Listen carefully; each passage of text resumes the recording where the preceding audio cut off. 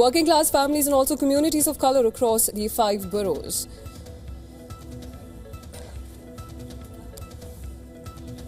Zohran Mamdani elected mayor of New York City. That's the breaking news we have for you. It's not been a good day for the Republicans, to say the least. That's what we have for you so far.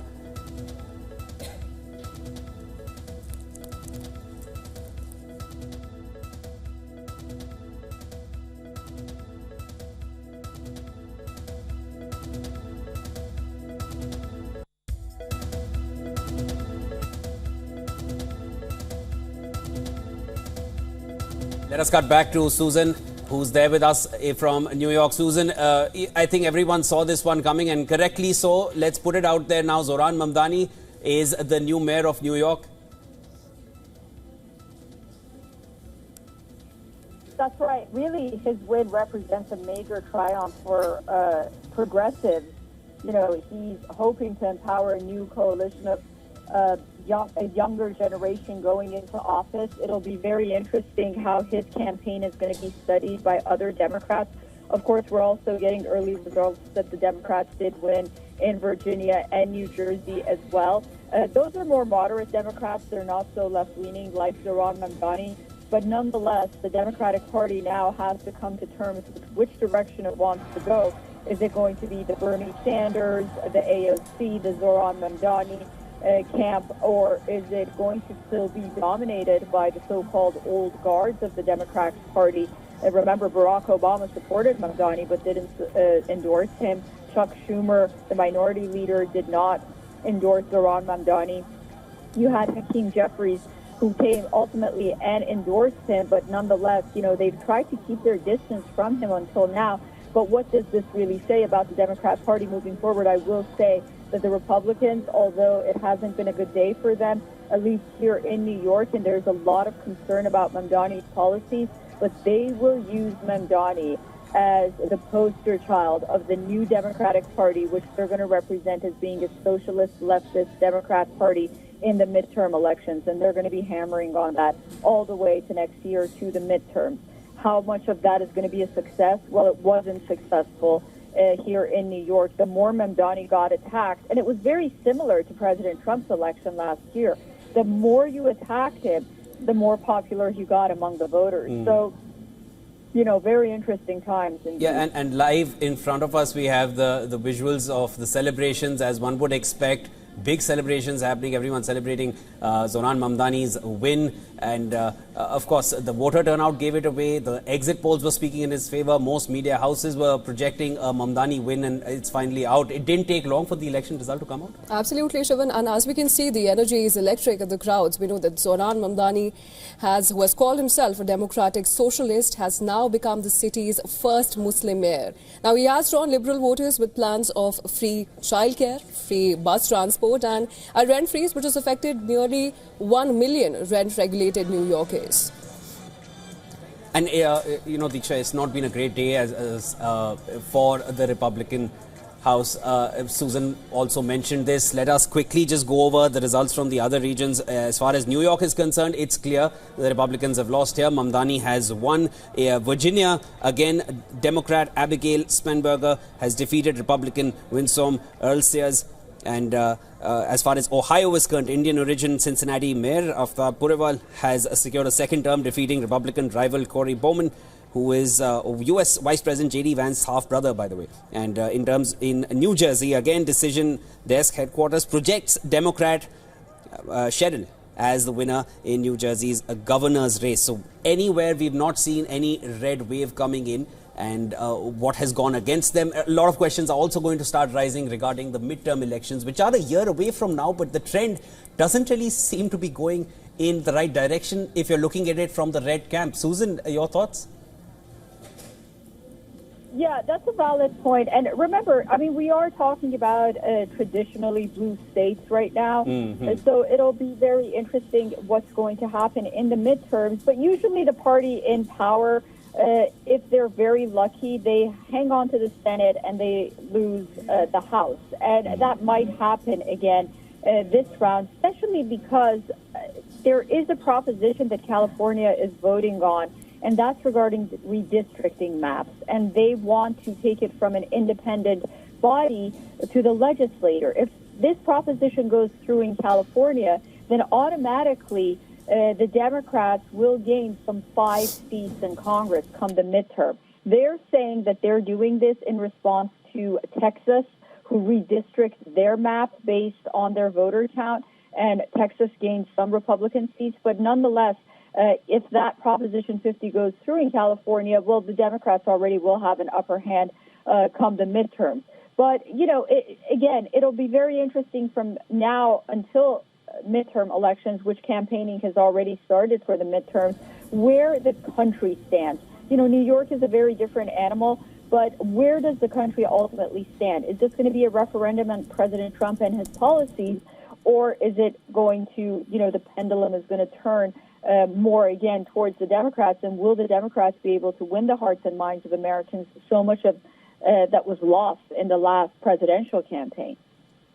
Right, Susan, just for all our viewers tuning in right now, we'd like to repeat, New York has a new mayor. It is Zohran Mamdani, 34-year-old.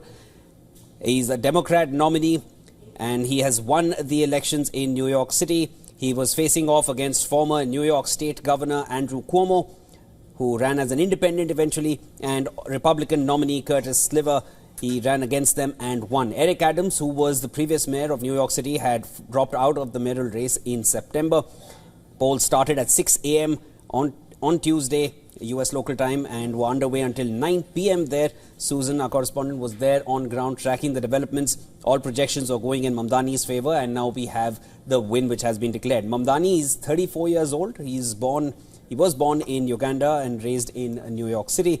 Is a New York State Assembly member and Democratic Socialist who's won as a mayor. He's the son of renowned Indian filmmaker Meera Nair and Mahmood Mamdani, a Ugandan author of Indian ancestry.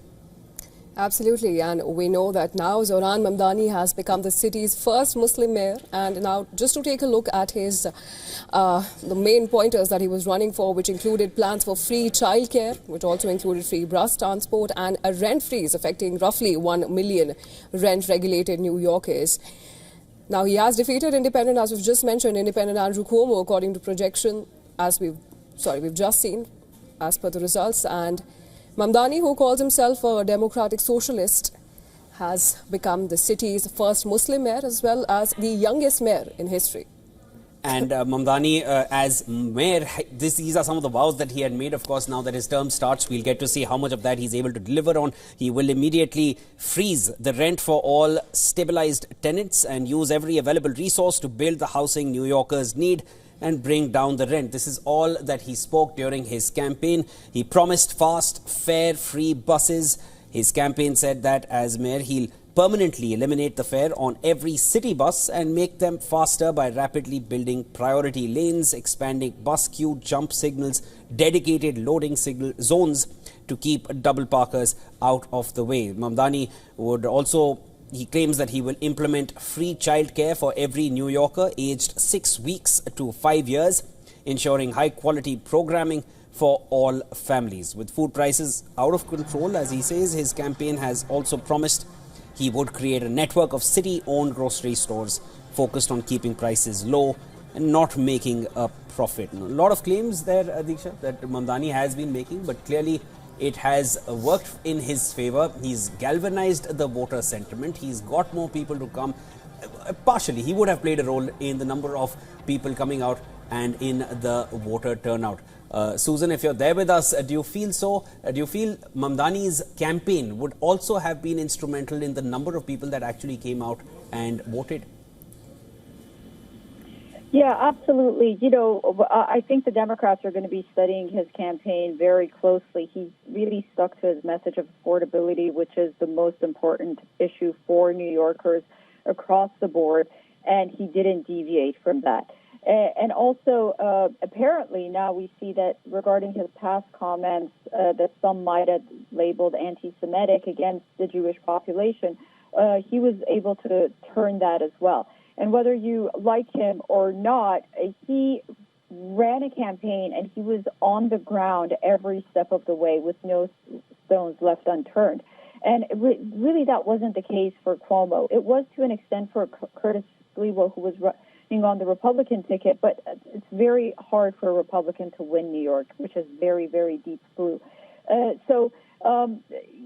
The way he campaigned, the manner that he talked to New Yorkers, it resonated with them. And I don't think that it helped Andrew Cuomo that at the last minute President Trump came and endorsed him. That endorsement might have hurt him more than helped him ultimately.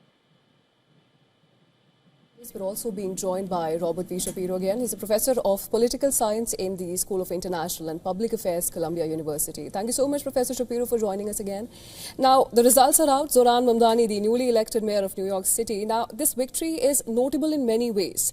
He is the youngest mayor. He's also the first Muslim mayor. And we know that the victory over the former governor, Andrew Cuomo, and Republican nominee Curtis Lewa is remarkable, but more than that, he represents the kind of politicians that many in the party have been seeking for. Won't you agree?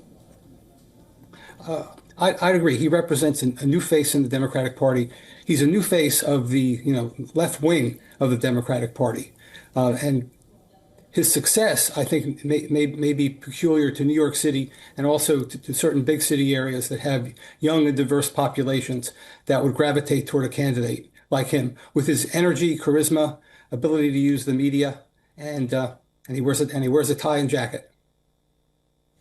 Definitely, he's worn that all throughout his campaign, Professor. But as far as all the promises he's made, how much of that do you feel will be easy for him to incorporate and bring into play? Because now, of course, all eyes will be on all that he promised during his campaign. Let me quickly, just go over the things that he promised. That he will be freezing rent for all stabilized tenants. He promised fast, fare-free buses. He'll eliminate the fare on every city bus. He would implement free childcare for every New Yorker aged 6 weeks to 5 years. So, and this, of course, and a long list of promises that he's made.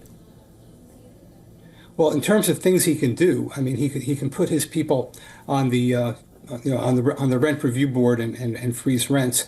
He can try to enact these policies in terms of free childcare and free buses, but he has to find the revenue to pay for that, and to increase taxes in the way he wants to on the rich, it basically requires state approval. He also talks about making New York City safer.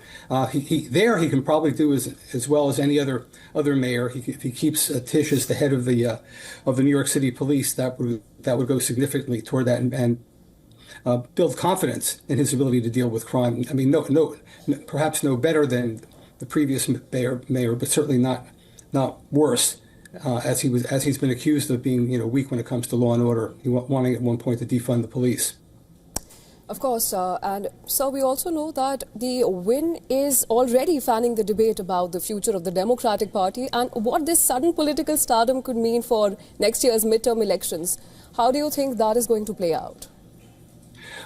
Well, I mean, there may be a big push among certain segments of the Democratic Party to try to run more left-leaning candidates. Their ability to do that successfully really is going to depend on the particular locations where they're trying to do it. There are two theories here. One is they need new faces, more energy, and more left-leaning policies. The other theory is the Democratic Party needs to moderate. And the truth is probably it depends on locations. The big effect of this current election, the Democrats winning in Virginia, and it looks like New Jersey as well, and here in New York City, the party has been energized and is coming back in a way that wasn't very clear after the election. The Democratic Party was in disarray and it lacked energy. Well, that energy is now back, and the Republicans need to pay attention, and the Democrats now have the normal kind of an opportunity that an out party has going into a midterm election. And there was some debate whether it would have that opportunity given how poorly the last election was. Professor, Democrats winning in primarily blue states, how much do you feel will deter or would demoralize the red camp in terms of the results? Because how far are the results from apart from New York, from what one would have otherwise expected from these states? Well, as I said, in this kind of election after a major presidential election, it's not unusual for the incumbent party to lose these elections, these gubernatorial elections. So this is basically no different from usual. The Republican Party, currently, and particularly the MAGA wing of the party with Trump, is still very solid, and strong. Trump's popularity has been basically steady. There've been charges, there have claims that it's really been going down and so forth. It really has been strikingly steady. It hasn't gone down. It hasn't gone up either, even with his success in the Middle East. But this is certainly a wake-up call for the Republicans. It's not something that I would think the Republicans would be demoralized by. I think it's something that the Republicans would basically need to know that they need to regroup, and they have a fight ahead of them in the midterm election if they want to hold the House of Representatives and even hold on to the Senate as well. Understood. Professor Shapiro, let me bring in the warning, I would say, if not a threat, which came in from Donald Trump just recently. That was yesterday, that he said that he'll cut federal funding for New York if Mamdani wins. How much do you feel that is possible to happen? Because it's Trump, so you really don't know what's going to happen until it actually happens. And if it does happen, what kind of impact can it have for Mamdani? Well, in terms of Trump's power to do it, at this moment in time, Trump's power seems to be enormous. He can do what he wants. He's currently violated a court order by withholding food stamp assistance to people, and this is really something that would be illegal if the Supreme Court hadn't held that the president is immune from doing things he does as president. In terms of what spending he could cut, it depends on what funds are earmarked for New York and are available. There are funds for building infrastructure and transportation and so forth that clearly could be affected, and other forms of assistance, and also Medicaid and food stamp assistance in general affects people who live in New York City. So these kinds of things can have substantial effects, but they have substantial effects, but they could also have major political repercussions. I mean, not just in New York, but the fact of him doing it and the fact of him withholding this kind of assistance in general and in other parts of the country has risks for the Republican Party. Not risks for Donald Trump, but for the Republican Party. No, his power definitely seems to be beyond any kind of bounds at this point, to say the least. But how this proceeds further for Zohran Mamdani or for New York and the other states and the other cities, we'll need to wait and watch. Thanks so much, Professor Shapiro. As of now, New York has its new mayor, Zohran Mamdani, and we have been discussing this with Professor Shapiro, who was there with us on the broadcast. Thanks so much, Professor. There'll be more to discuss. Would love to have you there with us again.